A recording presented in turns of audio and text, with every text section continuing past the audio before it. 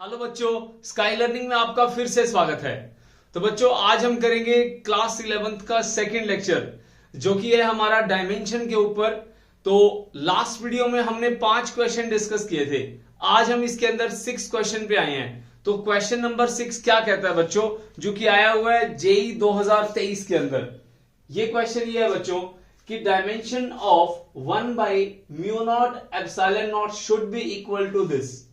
तो यहां पे ये जो फॉर्मूला दिख रहा है आपको, देखो बच्चों, जो क्लास 11th का स्टूडेंट है जो अब देख रहा है, उसने ये फॉर्मूला नहीं पढ़ा हुआ।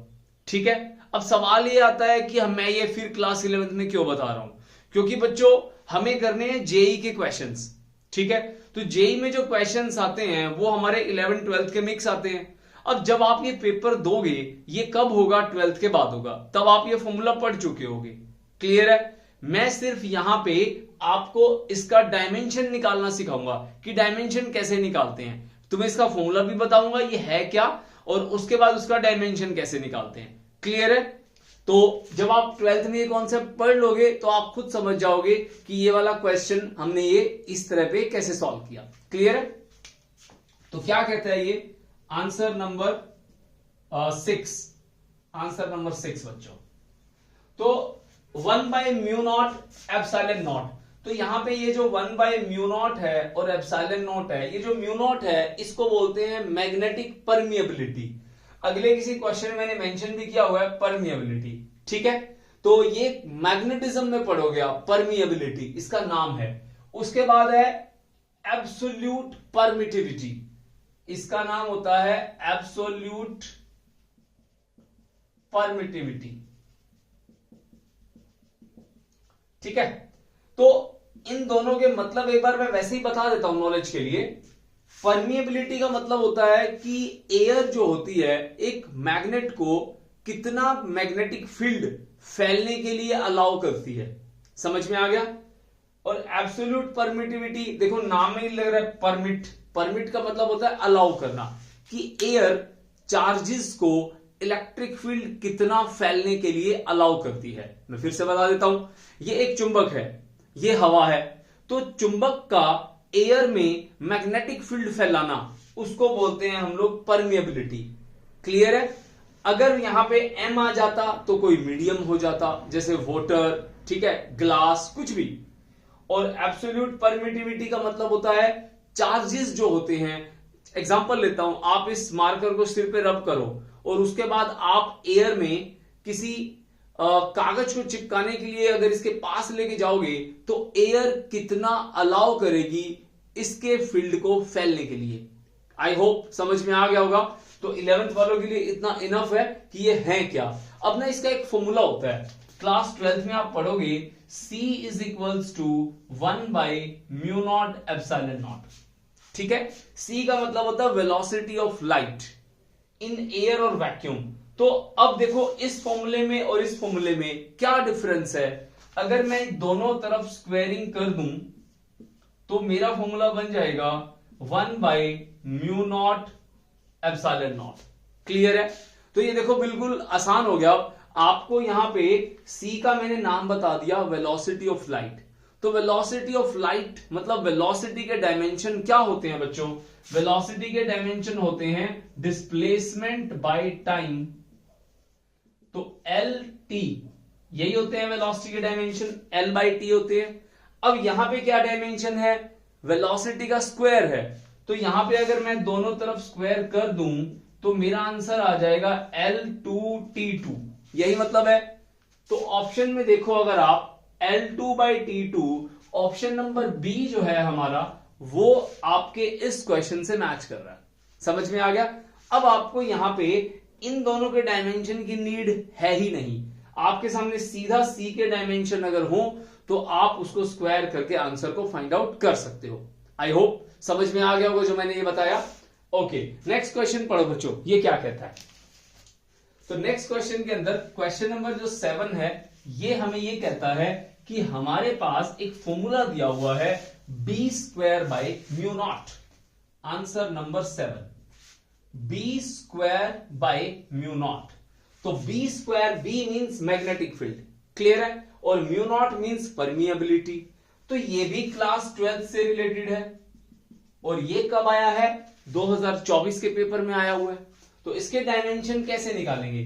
तो बच्चों v के डायमेंशन निकालो, उसका स्क्वायर करो और म्यू नॉट के डायमेंशन निकालो, फिर उसको डिवाइड करो, कट कटा के जो आएगा ये बड़ा लंबा काम हो जाएगा। ठीक है, इतना लंबा क्वेश्चन हो जाएगा, आपका सारा का सारा टाइम ऐसे ही खत्म हो जाएगा। तो इसके लिए एक फॉर्मूला होता है।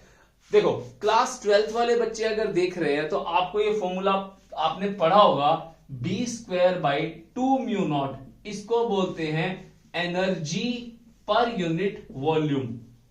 ठीक है, समझ में आ गया? तो 11th वाले बच्चे ज्यादा स्ट्रेस लेने की नीड नहीं है, सिंपल फॉर्मूला है एनर्जी बाय वॉल्यूम इसके इक्वल होता है। कैसे होता है, डेरिवेशन क्या है, मतलब क्या है, ये आप 12th में जाकर के पढ़ा। ठीक है, वहां जाके पढ़ना इसको। अब एक बार आप इसको यहां ये याद रखो कि एनर्जी बाय वॉल्यूम क्या होता है, B square by 2 mu naught. अब हमारे को जो फॉर्मूला दिया हुआ है वो क्या है, म्यू नॉट। 2 यहां है, 2 यहां नहीं है, 2 एक नंबर है, नंबर के डायमेंशंस नहीं होते। तो एनर्जी बाय वॉल्यूम हमें इसके डायमेंशन निकालने आते हैं, निकाल लो।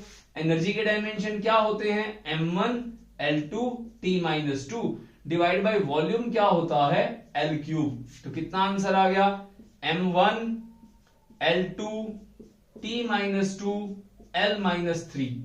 सो m1 l-1 t-2, m1 l-1 t-2 match करके देख लो, m1 l-1 m1 l-1 t-2, option number C, ये हमारा आंसर आ गया बच्चों। क्लियर है? तो इसके पीछे की थियरी के ऊपर मत जाओ, आप सिंपल देखो क्या होता है एनर्जी बाय वॉल्यूम, बस एनर्जी वर्क डन के इक्वल होती है, वॉल्यूम आपको पता ही है, डिवाइड करो आंसर निकाल लो। ठीक है, अगला सवाल 8th क्वेश्चन क्या कहता है बच्चों, स्टेटमेंट को पढ़ो। 8वां सवाल क्या कहता है, answer number 8, applying the principle of homogeneity of the dimensions, determine the which one is correct, where the t is time period, g is gravitational constant, m is mass, r is the radius of the orbit। तो आपको यहां पे कुछ equations दी हुई हैं। ठीक है, अब देखो बच्चों, यहां पे है t मतलब टाइम पीरियड, तो t के डायमेंशन होते हैं t। क्लियर है? तो लेफ्ट हैंड साइड देख लो, पहला ऑप्शन देखो, इनमें से कौन सा सही है। देखो आपके लेफ्ट में डायमेंशन है टाइम के डायमेंशन क्या होते हैं, टी। तो यहां पे स्क्वायर है तो टी का स्क्वायर कर दो, हमारे को डायमेंशन लेफ्ट हैंड साइड में मिल गए टी का स्क्वायर। अब आपको सबकी राइट हैंड साइड चेक करनी है, जो आपका इक्वल टू टी स्क्वायर आ गया वो आपका सही है। समझ में आ गया? अब फर्स्ट ऑप्शन में देखो, हमारे पास इनमें सब में इसके डायमेंशन तो पता है, LHS, इसमें राइट हैंड साइड के डायमेंशन निकाल लेते हैं। तो 4 पाई क्या है, कांस्टेंट है, इसके डायमेंशन नहीं होते। R का स्क्वायर मतलब L का स्क्वायर डिवाइड बाय G, अभी बताऊंगा, मास के डायमेंशन होते हैं हमारे M। G के डायमेंशन कैसे निकालते हैं, क्लास 9th फॉर्मूला पढ़ा था, G m1 m2 by R का स्क्वायर। G के डायमेंशन निकालने हैं तो पहले G को इसकी एप्रोप्रिएट फॉर्म में लिख लो, FR स्क्वायर m1 m2। ठीक है, फोर्स के डायमेंशन क्या होते हैं, m1 l1 t-2, उसके बाद R क्या हो गया, L2 divide by m1 m2 क्या है, मास m। ठीक है, तो एक m से एक m कैंसिल हो जाएगा, एक m ऊपर जाएगा तो क्या बचेगा, m-1, L1 और L2, L3 बचा लास्ट में t की पावर -2। तो आपके पास g के डायमेंशन आ गए। अब g के डायमेंशन याद रखने हैं, इसको यहां लिख लेते हैं एक बार साइड में। तो m-1 L3 t-2, ठीक है, ये डायमेंशन आ गए। अब इसको हम पुट कर लेते हैं एक एक करके हर जगह।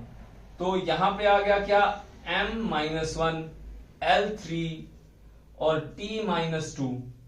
अब m से तो m कैंसिल हो जाएगा, t की पावर ऊपर जाएगी, क्या बचेगा, L2 L3 t2। L square से एक L कटेगा तो टी स्क्वायर बाई एल बचेगा। तो बच्चों लेफ्ट हैंड साइड और राइट हैंड साइड सेम नहीं है, तो पहला ऑप्शन इनकरेक्ट है। क्लियर है? सेकंड ऑप्शन पे चलते हैं।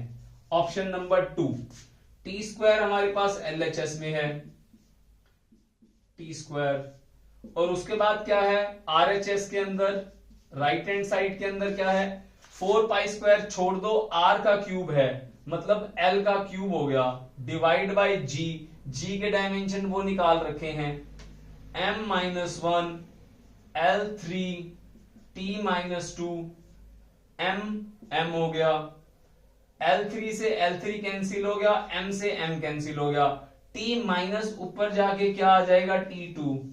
क्लियर है?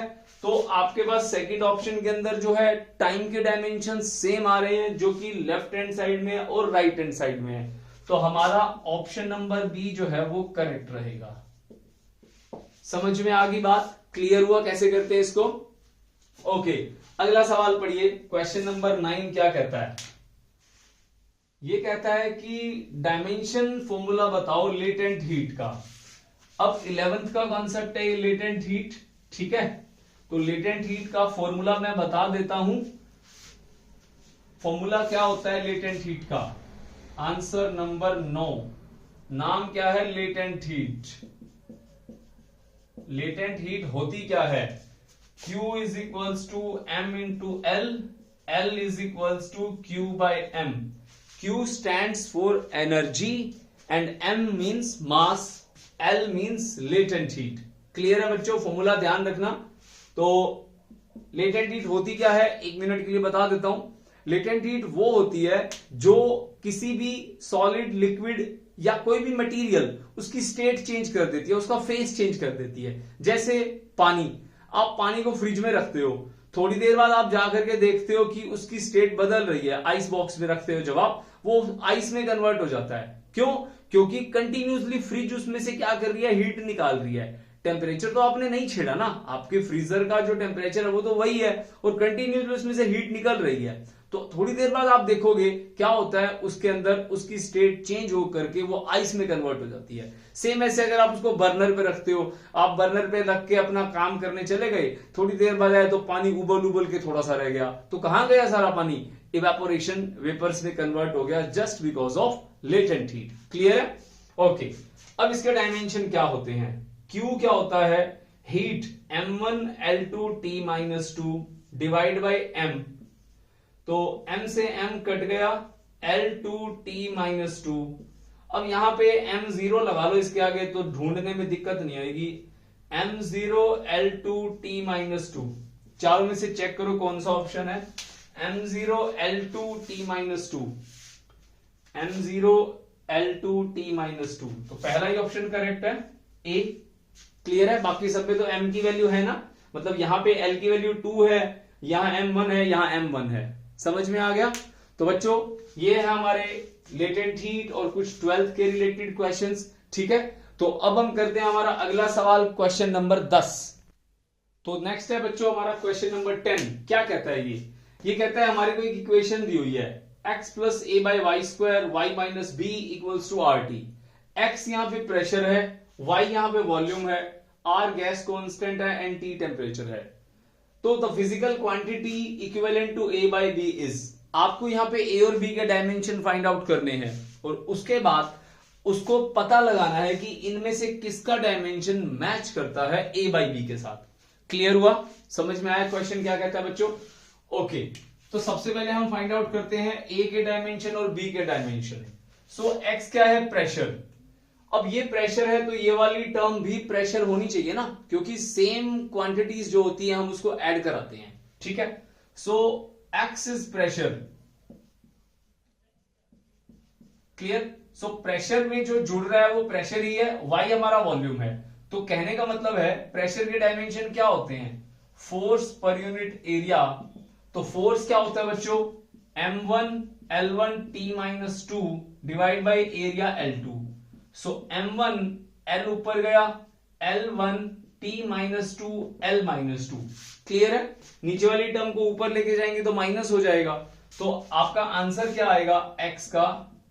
m1 L -1 T -2, ये x के डायमेंशन आ गए। तो इक्वल टू क्या है, a by Y square. So मैं इसको ना इक्वल लिख लेता हूं, किसके, equal to a divide by y is volume, y is volume. So volume के डायमेंशन क्या होते हैं, एल क्यूब, तो डिवाइड बाय एल क्यूब। तो ये एल क्यूब जब यहां मल्टीप्लाई हो जाएगा तो आप एल की पावर को एडजस्ट कर लोगे, तो क्या बनेगा हमारे पास, ये बनेगा m1 l -1 t -2 l3 equals to a, l3 और l -1 m1 l2 t -2 equals to a। ये हमारे पास a के डायमेंशंस आ गए। क्लियर है? अब किसके निकालने हैं हमें, अब निकालने हैं हमें y is equals to b, b के डायमेंशन। अगला स्टेप है y is volume which is equals to b, क्योंकि वॉल्यूम में से जो सब्ट्रैक्ट होगा वो वॉल्यूम ही होगा ना, तो y is equals to volume, तो b के डायमेंशन क्या आ गए, l की पावर 3। अब a बाई b निकालना है, डिवाइड कर दो, ठीक है, डिवाइड कर दो, a divide by b is equals to क्या आएगा, m1 और दूसरा क्या है हमारे पास L2 और t -2 डिवाइड बाई b कितना है, l पावर 3। ठीक है, अच्छा one thing is important here जो मैं भूल गया, y की पावर 2 है, ठीक है, तो 2 है, तो मुझे यहां पे a बाई l की पावर 3 है ना, तो l की पावर 3 दो बार लेना था, तो ये गलती हो गई, इसको ऊपर लेके जाओगे तो यहां पे ना l की पावर 6 आना चाहिए, इसकी पावर 2 है बच्चों, ठीक है, तो यहां 6 आएगा, 6 आएगा, तो 6 - 1 इज 5, ठीक है, 5 आएगा, तो यहां पे भी हमारा 5 आएगा, ठीक है, पता लगे ना, यहां पे y का स्क्वायर है, तो मैं यहां पे एक y ले गया था।